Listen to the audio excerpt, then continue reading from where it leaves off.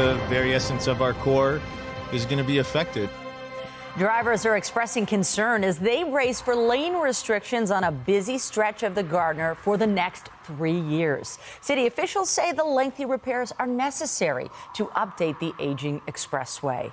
Good evening. It will mean a longer commute for hundreds of thousands coming in and out of the city every day, but the city says it's necessary to keep the Gardiner going. Starting Monday, fewer lanes will be available for drivers on a stretch of the expressway, a slowdown that will last 3 years. CTV's Natalie Johnson has the story. Getting on the Gardiner will soon mean getting set for a slowdown. It's going to be nuts. It's going to be crazy. Oh, it's going to be so crowded. As the 200,000 vehicles that travel the stretch between Dufferin and Strawn every day will funnel into fewer lanes for 3 full years. This is critical work. The Gardiner Expressway, is 60 years old, and it's time for us to make these major repairs. 700 meters of elevated bridge surface will be replaced, requiring a series of extended lane closures starting next week. From March 25th to April 14th, one lane, either eastbound or westbound, will be closed, with some overnight closures of a second lane. During the eastbound lane closures, the eastbound on-ramp from Lakeshore east of Jameson will also be closed. All lanes will be open over Easter weekend. From mid-April until mid-2027, the Gardiner will be down to 2 lanes in each direction between Dufferin and Strawn, with additional closures as required. The eastbound on-ramp from Lakeshore east of Jameson will also be closed. We have been looking at the entire area and the spill-off effects of this closure. We have planned as many as 60 traffic signal timing modifications that are underway. The project has been very well planned and thought out. It's being completed in stages. We are planning to pause for FIFA and then complete the project on time the following year. A $300 million project. More if you argue that time is money. It's too hard. It's too hard. I think the very essence of our core is going to be affected. The 3 years of slowdowns start Monday. Natalie Johnson, CTV News. Next to a warning about Toronto's unregulated drug supply. The warning comes after 6 overdose deaths in the city over a 4-day period and the discovery of 2 new high-potency opioids in the city's street drug supply. CTV's Beth McInerney has been following this story and joins us live now with the very latest. Beth. Nathan, Toronto has been watching the opioid crisis unfold for some time, and people working in the field say the street drug supply is increasingly becoming tainted. This just is pictures, names, notes of loved ones who've passed away. Remembering people from her community who have died propels Megan White to save lives. She works at a safe consumption site. There's no 24-hour sites, so when we close our doors and we go home for the night, we know that people are going to be using these unregulated drugs that nobody really understands fully. Toronto Public Health has issued a warning over a sudden spike in suspected opioid overdose-related deaths. Within 4 days between March 14th and 17th, the agency says 6 people died, triple the current 12-week average. It's not known exactly what substances are involved, but White says the toxic drug supply constantly changes. Just when we think that we kind of have something under wraps or understand the substance a little bit better, something changes. There's a new type of drug, be it an opioid analog or some type of benzo or tranquilizer. So it's just been a whirlwind. Getting a better understanding of the supply is Karen McDonald, lead of Toronto's drug checking service. In close to 5 years, the service has tested more than 13,000 samples and recently identified 2 new high-potency synthetic nitazene opioids. One is called N-desethyl-etnitazene, which is considered to be up to 10 times stronger than fentanyl, and another that is called protonitazepine, which is considered to be over 20 times stronger than fentanyl. So because these nitazene opioids are so strong, the chances of overdose are increased, and also it's likely that greater than normal doses of naloxone are going to be required to reverse the overdose. McDonald says the supply is becoming increasingly more contaminated and less predictable. The number of deaths down compared to the pandemic, but up overall. She's urging policymakers to listen up. The only way out of this is to, either replace the supply or transition people off of it completely. So either, introduce a regulatory framework like we have done for cannabis and alcohol for all drugs, not just some, and/or we need to be scaling up safer supply programs that transition people off of the unregulated and unknown street supply. There's just messages all along it that say things like never forgotten. To prevent overdose deaths and save lives. Data from Toronto Public Health shows in 2022, more than 500 people died from opioid toxicity. Right now, people are being encouraged to come to a consumption site like the one behind me if you can. Make sure you keep a naloxone kit on hand and not to use alone if possible. Reporting live, I'm Beth McDonnell. Back to Michelle and Nathan. Thank you, Beth. We got more news in a moment, but first, here's a driving shot along the roads in Durham region tonight. Snow has returned on the first day of spring. No accumulation on the roads, but it's still slippery, so be careful if you're out there. Jessica Smith is here with a look at the current conditions on this first day of spring. It's not unusual, but it's unwelcomed, right? We've had temperatures in the 20s, we've seen sunshine, and that is a very different story as we head throughout the day today, and the wind has also created a bigger issue. A lot of it melting on contact, you saw that there, but it is kind of accumulating a centimeter or so on the road, on the sidewalks. We're looking at winds still kind of out of the southwest at 30 kilometers an hour, but those gusts a little closer to 40, and temperature-wise, we're hovering right around the freezing mark. As we head through the overnight, we do get a little bit of a break, so there is some good news there. We will start to see some of the snow start to taper off, but we get more as we head in towards the day tomorrow, and there's more before the week is all said and done. Now, as we head through the rest of our evening, we're going to drop down to a fairly seasonal mark for the most part, but we are getting cooler as we really settle into the first few days of spring. Coming up, I'll have a full look at your long-range forecast, including how long the messy weather sticks around and when we can see a more typical spring forecast. But for now, Nathan, I'll send things back over to you. All right. Thank you, Jess.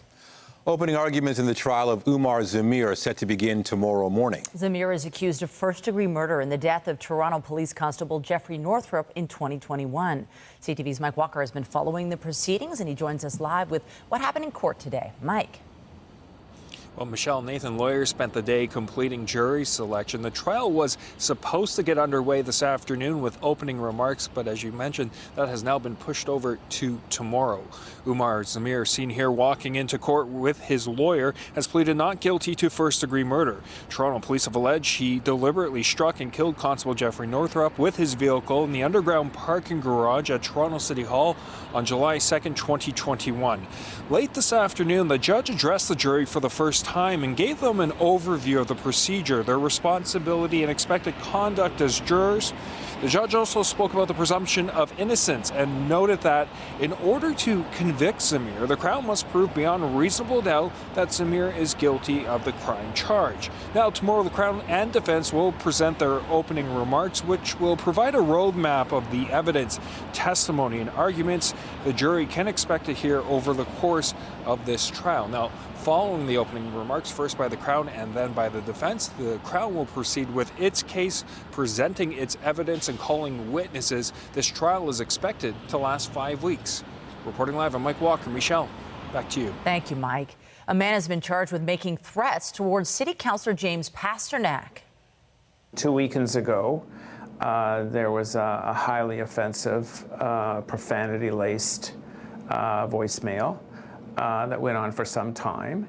And as we do with anything we think is of a criminal nature, we send it off to police and let them decide whether it meets the threshold. And that's exactly what my staff did. Pasternak's office says he was the target of suspected hate-motivated threats earlier this month. Police say they have charged 64-year-old Mehboob Rajwani with uttering threats, indecent communication, and criminal harassment. Police say the accused made several anti-Semitic threatening comments towards Pasternak over the phone. Police and Crime Stoppers are offering a $50,000 reward for a man wanted in connection with a gun trafficking investigation. On May the 4th of 2021, Cunningham was sentenced in absentia for 9 years in custody. Not surprisingly, he did not appear once again for his sentencing hearing. He is now wanted on a Canada-wide parole warrant and is listed as number 4 on Bull's top 25 most wanted list. The reward is available until December 4th for tips leading to the arrest of Kamar Cunningham. He's wanted for his involvement in a criminal organization which trafficked guns over the U.S. border. Investigators believe he's somewhere in the GTA. They also suspect he's continuing criminal activities under an alias. Mr. Cunningham is not simply a suspect or an accused, as is usually the case for Bolo campaigns. He is a convicted criminal. This is the first time Bolo has had the displeasure of featuring a convicted criminal in a Toronto campaign. How is that even possible? Here's reason number 4. In 6 years of running Bolo, I've never heard such a lax application of bail by our courts. In 2020, Cunningham was convicted of several gun trafficking charges, but was released on bail on 3 different occasions. One person was killed in an early morning crash near Peterborough. It happened around 7 o'clock on Highway 7 near David Fife Line, and it involved a transport truck and a pickup truck.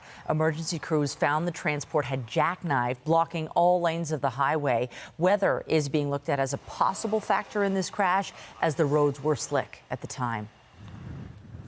A lengthy slowdown for drivers on the eastbound 401 this afternoon in Clarington, all caused by a transport truck that crashed into the median at around 1 this afternoon. The driver of that transport truck had to be pulled from the vehicle by firefighters, but did not suffer serious injuries. The eastbound 401 was reduced to 1 lane while debris from the crash was cleaned up. Still to come, like flowers in spring, garden suites are popping up in the city. Welcome new dwellings for some, unwelcome new additions to the neighborhood for others. We check in on the matter in just a few minutes. For hours, they came to pay their respects, honoring a man of vision and his considerable accomplishments. Dignitaries and ordinary Canadians paid tribute to former Prime Minister Brian Mulroney, who's lying in state in Ottawa. CTV's Judy Trin reports. For a decade, Brian Mulroney took the same route on Wellington Street to work. On this last drive, his family is with him again, watching as his casket is placed on the shoulders of Mounties. Prepare to shoulder. One who was 4 years old when Mulroney became Canada's 18th Prime Minister. He's certainly a leader that I think we can all look up to. Mulroney's casket is guarded by a vigil of sentinels. At his lying in state, the first visitors were dignitaries and successors. Mulroney's presence a reminder of what it takes to follow in his steps. He established trust with leaders around the world, and in doing so, exemplified the soft power of Canada, the fundamental values of empathy, of trust. It's Mulroney's mark on the world stage that resonates for many here, including Canada's first Black Governor General. He practiced diplomacy, the way he stood up to the cause, against apartheid in South Africa, the way he stood up, for the release and pleaded for the release of Nelson Mandela. South Africa's High Commissioner, Riaz Sheikh, stopped to show Mila Mulroney a treasured photo of the moment her husband was awarded the African country's highest honor for breaking with the United States and Britain and helping to dismantle a racist regime. It took enormous courage, and that fractured the politics of the world and allowed what we would call in Zulu vulindlela. It opened the way that led for change in South Africa. But the boy from Bay Como is also being remembered for smaller moments, for winning back-to-back majority governments based on inclusive politics. He treated every caucus member as, in a sense, an equal because we had all been elected. He made a point of befriending people who he thought were either shy or against him. For those who can't make it to Ottawa to pay their respects in person, the Department of Canadian Heritage has set up an online book of condolences. Judy Trin, CTV News, Ottawa. And as Brian Mulroney was being honored in Ottawa, we learned this morning longtime Ontario politician Roy McMurtry passed away. McMurtry served as a progressive conservative MPP from 1975 to 1985. He was Attorney General and Solicitor General under Premier Bill Davis. And in 1981, he played a key role in brokering the deal that achieved patriation of the Canadian Constitution and the creation of the Charter of Rights and Freedoms. He also served as High Commissioner for Canada in the UK from 1985 to 1988. Roy McMurtry was 91 years old. The federal carbon tax continues to be the focus of provincial politicians, including the Premier, who is speaking in London today. For the second day in a row, the provincial Liberals were being pushed to tell their federal counterparts to change the policy. CTV's Queen's Park Bureau Chief Siobhan Morris joins us live with more. Siobhan. Well, progressive conservatives used the term carbon tax almost 70 times during the hour and a half set aside for question period. The Liberals see it as a sign that the government is out of ideas of its own to tackle climate change. From an agricultural conference in London, the Premier continues to rail against the federal carbon tax. I don't know what the guy's smoking up there, but it's not beneficial. It hurts people. It is now time for... In question period 2, progressive conservatives had a singular focus. The federal carbon tax. Their upcoming carbon tax increase. The carbon tax. The people of Ontario have had enough of this carbon tax. Scrap the tax. It's a bunch of baloney, Mr. Speaker. It comes as the Ontario Liberal leader has taken the possibility of a carbon tax off the table in building her climate change policy. We will make polluters pay, but we won't add additional tax burden to Ontarians because we know they can't handle more taxes at this time. Crombie won't explicitly say whether the federal Liberals' policy has been a mistake, if she thinks they should cancel a planned carbon tax hike April 1st. I'm not here to tell them how to do their job. I'm here to create a plan that's right for Ontarians. We couldn't get an answer again out of the Queen of the Carbon Tax. With the PCs urging Crombie to push her federal cousins to make a change. It's her job, it's our job in the Ontario legislature to represent the people of Ontario. The Liberals found the question period performance revealing. The government is bereft of ideas. The only thing they've got is attack, and if you listen to question period, all they talk about is carbon tax. Rather than the issues they're being challenged on. They don't talk about 2 million Ontarians that don't have a family dog.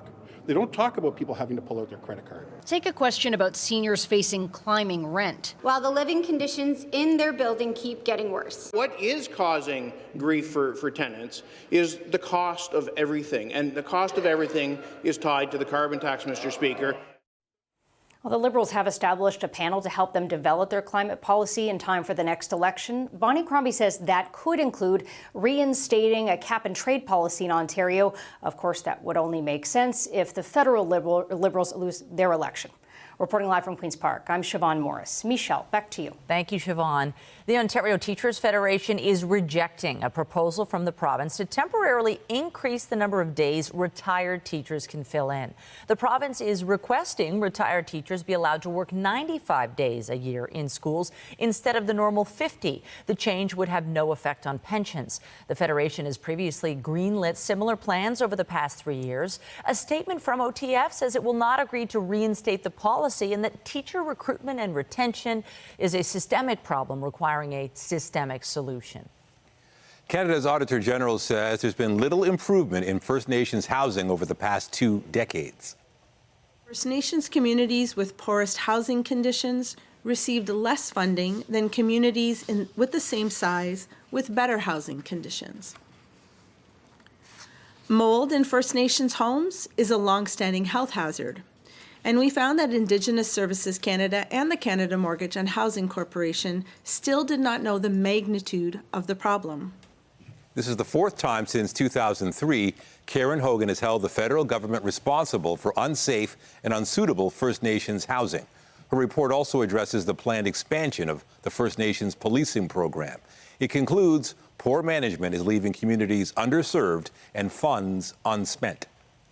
The Canadian government is spending more than $40 million to help buy artillery shells for Ukraine. Ammunition supplies have become a critical issue for the Ukrainians in the 3rd year of fighting against Russia's invasion. The Canadian money will go to a Czech-led initiative looking to purchase artillery shells from other nations for Kyiv. Canada will also donate $7.5 million worth of night vision equipment to Ukraine. In Gaza, Palestinian health officials say at least 15 people were killed by an Israeli strike in a house in the Al-Nusrat camp. Hamas media also says 30 people from groups formed to protect aid shipments died in a strike on a roundabout. Israeli forces stormed through the Al-Shifa hospital in Gaza City for a 2nd day. Thousands of patients, medical staff, and displaced people were trapped inside as heavy fighting raged in nearby neighborhoods. The Israeli military said it killed 50 militants in the territory's largest hospital. Hamas says all those killed were civilians. Israel also reported 2 of its soldiers had died. Wildfires were a major reason for a drop in Canada's air quality last year. A Swiss company says all but 2 of the 15 most polluted cities in North America were Canadian. It was the first year Canada's air was worse than the U.S. since 2018. That is when IQ Air started publishing its annual assessment. Fort McMurray and Peace River topped the list, 2 Alberta communities affected by the fires. Bangladesh had the worst air quality in the world last year. City Councilor Jamal Myers has put forward a proposal to turn the former Scarborough RT into an elevated city park, similar to the High Line in New York City. My vision, and that's the vision I've been hearing loud and clear from the community, lots of excitement about this, is to see if we can turn this into an elevated park, to see if we can reuse the SRT stations as cultural assets that are open to the community, and to see if we can spur some economic activities, housing opportunities, and we can further help businesses that are operating the area. Council set to consider Myers' motion tomorrow. He also wants the city to explore the possibilities of commercial and housing opportunities along the former RT route. And still with housing, they're considered a valuable tool in a city desperate for exactly that. But in one Toronto neighborhood, there is growing concern over a garden suite. Objections to the new build, not just verbal, one neighbor even erecting a sign that shows displeasure with the build. CTV's John Woodward is live at the home on Eastwood Avenue tonight with the latest. John. Nathan, the impact of a housing changeover at City Hall is hitting home here in the Upper Beaches, with one family looking to expand by welcoming a parent getting a very unwelcome reception. It's curb appeal without the curb. A garden suite going up in Toronto's Upper Beaches that's not quite near a street. It's actually in someone's backyard.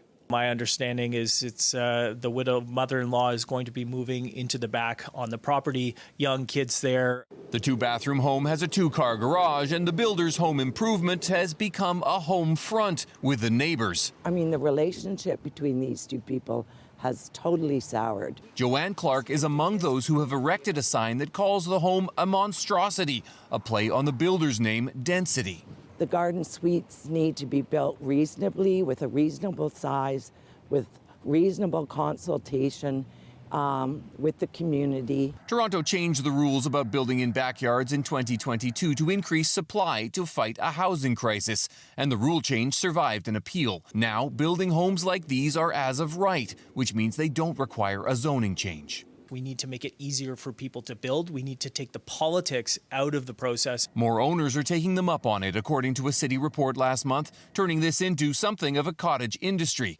In 2022, there were 56 permit applications received. Last year, there were 188, 3 times as many. There are 38 under construction right now, and 6 have been built. We can definitely see a big uptick. Sarah Sipkar of Resumate helps owners navigate the process and says legal changes are prompting more garden suites and laneway homes across the province. I think people are starting to think a little bit differently about housing.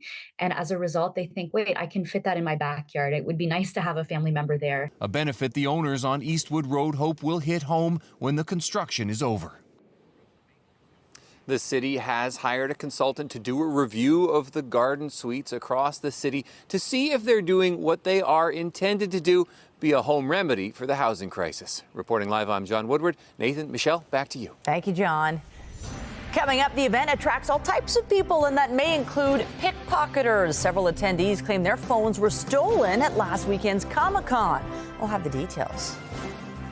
And I'm Pat Foran. Coming up on Consumer Alert, a video has gone viral on social media after a customer got a haircut at a Toronto barber shop and then ran off without paying. More barber shops and hair salons are growing concerned about cut and runs. All of my reports just ahead.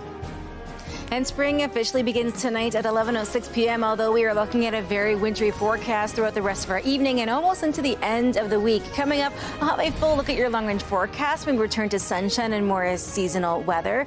Plus, we have another great night of full shows for you right here on CTV.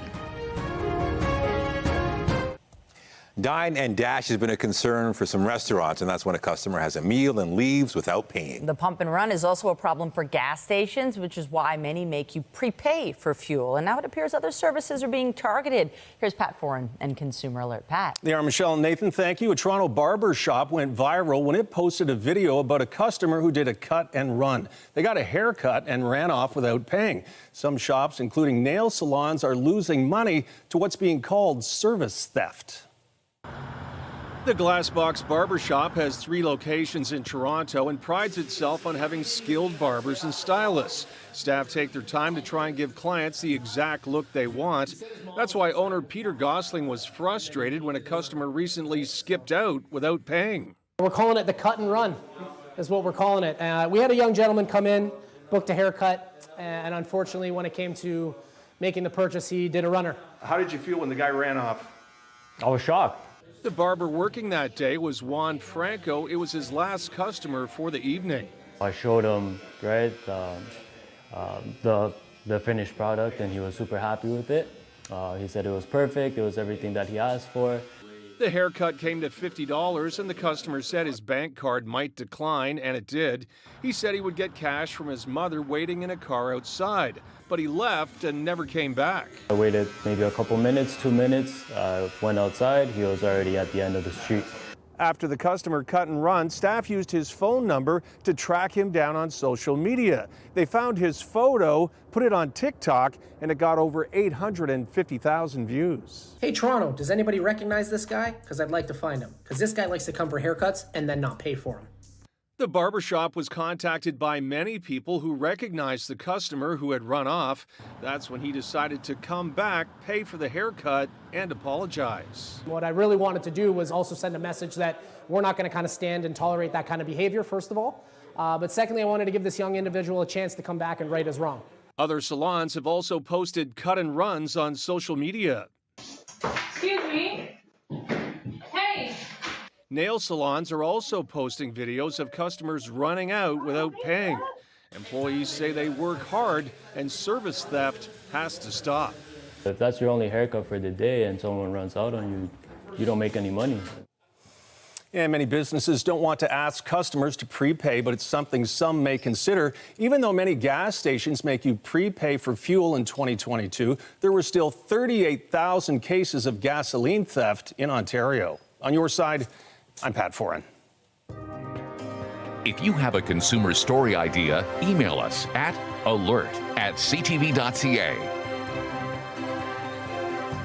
Well, the flakes have been flying across the region today, which is pretty interesting in the very final hours of the winter season. Yeah, I think it is interesting. It's almost like a novelty. We haven't seen snow for so long. I didn't mind it. It's late. You could have used this for Christmas morning, but that's fine. It's not unusual to see snow this time of year, and I really think this is the kind of the precipitation that we need. We have had such a lack of general precipitation with rain or snow.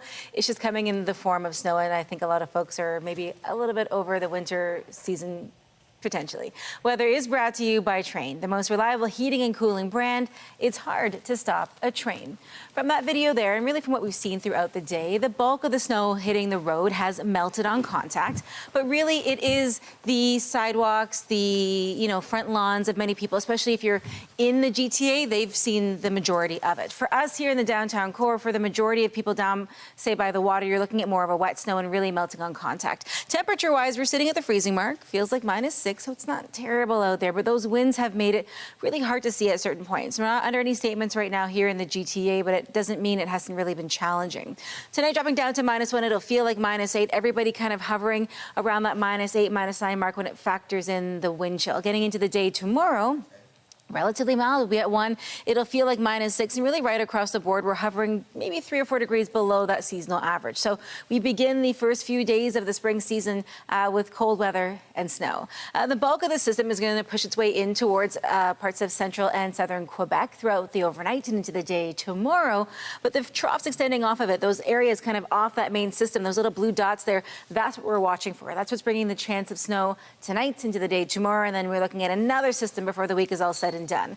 Heading through the rest of our evening, though, we do get a little bit of a break heading through kind of 9 p.m. towards about midnight, and then the chance of flurries continues off and on throughout the day tomorrow. We will see some peaks of sunshine, so a little bit of light on the horizon, quite literally, as we head throughout the day tomorrow. And then getting into Thursday, a few leftover streamers off of Lake Huron and Georgian Bay before we see more consistent sunshine. But with that, with the cloud cover lifting, we lose any of the relative warmth that we've built up, and it gets a little cooler. So Wednesday, +1 for the high, -6 for the low, not too far off that seasonal mark. Some snow, but peaks of sunshine here and there. And a lot of this really melting on contact with the roads. Getting into Thursday, lots of sunshine out there. The cloud cover lifts, but we lose a lot of that warmth that we had, any of it that was left over. Getting into Friday, another system on the way. This one probably bringing a little more snowfall that's going to sit on the roads and on the grass. And then heading in towards the weekend, the first full weekend of spring, it's not too bad. A little cloud cover to start our Saturday, some sunshine on Sunday, and then looking ahead to next week, we return to a much more seasonal and typical spring forecast. Michelle. Thank you, Jess. The Toronto Raptors hosted hundreds of local coaches today, offering tips from a man who knows what it takes to succeed at the job.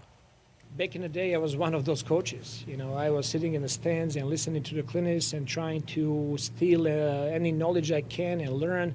So for me, it's a path that I went through, so I can really respect Tuesday morning to show up over here in a cold arena and ask questions and be eager to find out new information. So I take it very, very seriously. The half-day clinic was a free event for coaches of all levels. They also got a chance to watch a full practice. The Toronto Blue Jays have named their starting pitcher for opening day. Jose Barrios will take the mound on March 28th when the Jays kick off the regular season in Tampa Bay against the Rays. Barrios went 11-12 in 2023 with a 3.65 ERA. He also earned a Gold Glove for his defensive skills. Meantime, the home of the Blue Jays is also getting ready for the start of the new season. Today, the team posted this video showing crews setting up the diamond and making renovations. The changes include a new 100 level where the old seats have been swapped out with new ones featuring cup holders, more legroom, and improved airflow. The Jays' home opener is set for April 8th against the Seattle Mariners. Also tonight, easing fears during an inherently scary experience. How child life specialists help guide and prepare kids for surgery at Humber River Health.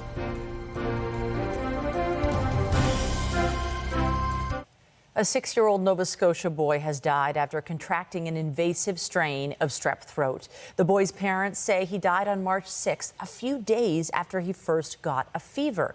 Nova Scotia Health says all close contacts have been identified and no other cases of strep A have been reported. Health experts are warning about the possibility of more measles outbreaks, especially following international travel. Not just March break, but throughout the entire year, we know that there's a global resurgence of measles. There's just a lot more of this circulating around the world right now. So if Canadians are traveling abroad, you might be exposed to this virus, depending on where you are. Of course, some parts of the world have more of this than others, but it's just something to consider. We can't control what happens in other parts of the world, but we can control what happens at home. And certainly people who are eligible for vaccination should be vaccinated. The warning from Dr. Isaac Bogosh comes as public health officials in the city are warning anyone who attended the Agincourt Library between 1 p.m. and 5:30 p.m. on March 11th may have been exposed to measles. They're being told to monitor themselves for symptoms until April 1st and make sure their vaccinations are up to date. The latest case is in a baby who was too young to be vaccinated and became sick after returning from travel. The World Health Organization says vaccinating children who missed their measles shots during the pandemic is crucial. COVID-19 massively disrupted routine vaccination efforts worldwide, and about 60 million children missed their doses. The WHO says it is now a race between whether we can catch up quickly enough or see the outbreaks continue. Surgery can be scary for anyone, but especially for children, which is where child life specialists come in. CTV's health reporter Pauline Chan visited Humber River Health to see how these specialists help guide children through the process.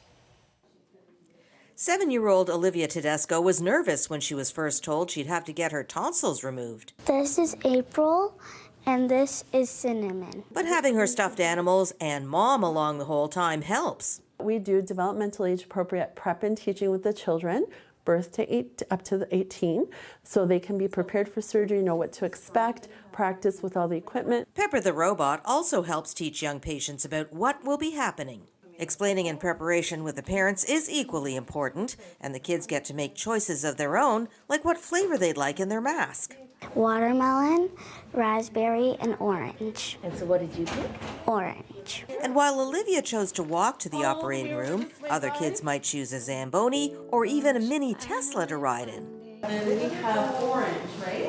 Orange smell that's been approved by everybody. Humber River has 3 child life specialists that are constantly developing better ways to help young patients. And even with older kids, thoughtful preparation is important. There's a huge misconception that some of the older kids think they're going to wake up in the middle of the surgery or they're not going to wake up. So with the older kids, teens, we often clear those misconceptions. Now, this is the surgical unit, but the child life specialist team works with all areas of the hospital. I think the pre-planning with Olivia and having her be very interactive and all of the other things they have here to distract her was definitely helpful. The nursing team and the interactive Smile Zone are there to greet kids after surgery and maybe even take them on in a game or two if they're up to it. Pauline Chan, CTV News. A new study is linking intermittent fasting to heart disease. Researchers from Shanghai University looked at 20,000 people over a 15-year period. They found those who fasted 16 hours a day were almost twice as likely to die from heart disease. The study's lead author says people with heart conditions or cancer should be especially cautious.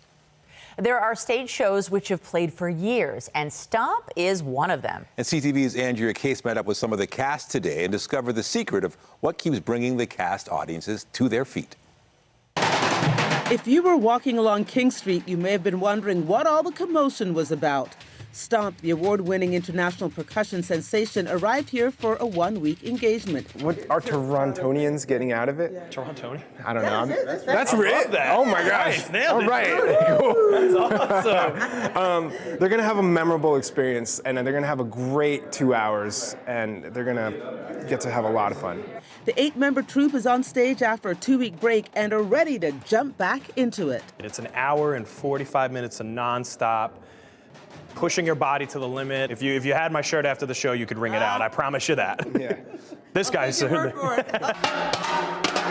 you have children, you know they'll make toys out of the simplest things, but the men and women of Stomp have made a whole career out of simple things. I saw Stomp when I was 10 years old with my parents. I'm from Long Island, so New York City. I went there and saw it, and I auditioned a lot. I saw the show and was like, oh my God, this is what I need to do. And then it took me about 6 years, but I did audition several times and finally made it. Sean Perham has an MBA in percussion performance and is a former music teacher. Fun fact, he officiated Salazar's wedding.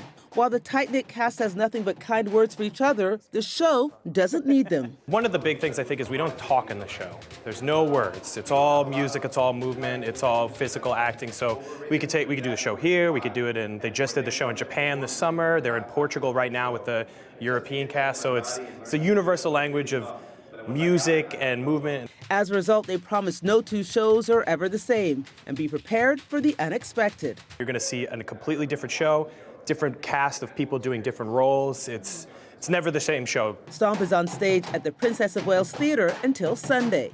Andrea Case, CTV News. Putting the wit in witness. Actress and singer Alicia Witt brings her new music, including the song Witness, to Toronto and will stop by our studio. And that's on the next CP24 Breakfast, where Toronto gets its everything every morning.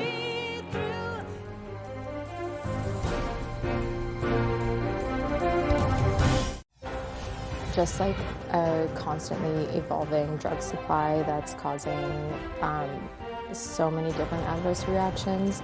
Updating our top stories, a warning tonight after 6 suspected overdose deaths in the span of 4 days. Toronto Public Health says 2 high-potency synthetic painkillers have been discovered in the city's unregulated drug supply.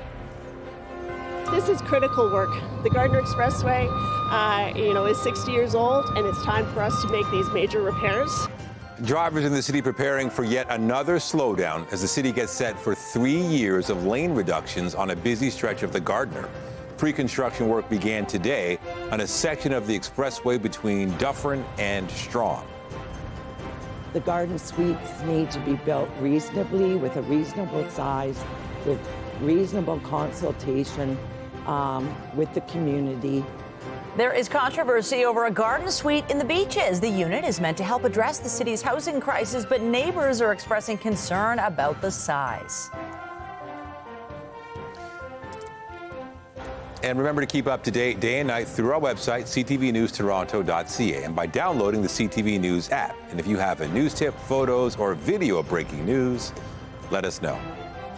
When you think of Hamilton, steel might be the industry that comes to mind, but its biotech sector is making waves in the business world tonight. Andrew Bell, BNN Bloomberg, brings us the latest in business. Hello there. British pharmaceutical giant AstraZeneca is buying cancer drug developer Fusion Pharmaceuticals of Hamilton, Ontario, for more than $2 billion. Fusion is working to replace cancer treatments such as chemo and radiotherapy with targeted medicines that use molecules to deliver nuclear isotopes to the problem cells. The CEO, John Valiant, calls his company's lead drug a, quote, smart bomb for cancer. Fusion was spun out in 2017 from Hamilton's McMaster University. Valiant, a McMaster chemistry and biology professor, led the spin out. On the markets, the Canadian dollar changed hands at 73.71 US cents, down almost 1/5 of a cent. WTI oil, the North American benchmark, was at $82.73, up 57 cents. Western Canadian Select oil traded at $69.10, up $2.03. And the TSX Composite ended at 21,860.58, up just over 23 points. That's the latest in business. I'm Andrew Bell of BNN Bloomberg. The Business Report is brought to you by Canadian Western Bank, the bank built for business. A new study conducted by TELUS Health shows Canadians under 40 are increasingly feeling isolated and lonely compared to their older colleagues. 45% of workers say they don't have relationships with people they trust on the job, with younger workers saying they're more likely to be without trusted relationships. The report says the lack of trust is a factor in loneliness and can impact both mental and physical health.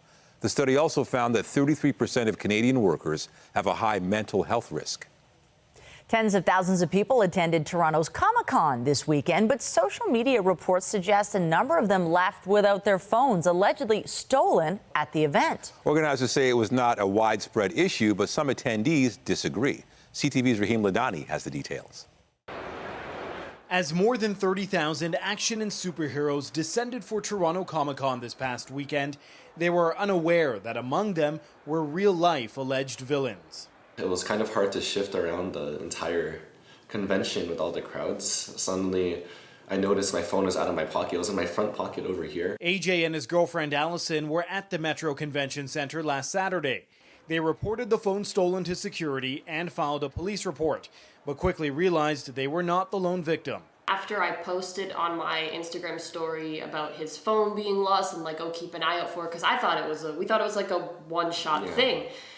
People were responding and saying, oh, I had my phone lost or I had my bag tugged at. Several social media posts show people alleging they too had their phone stolen at the event.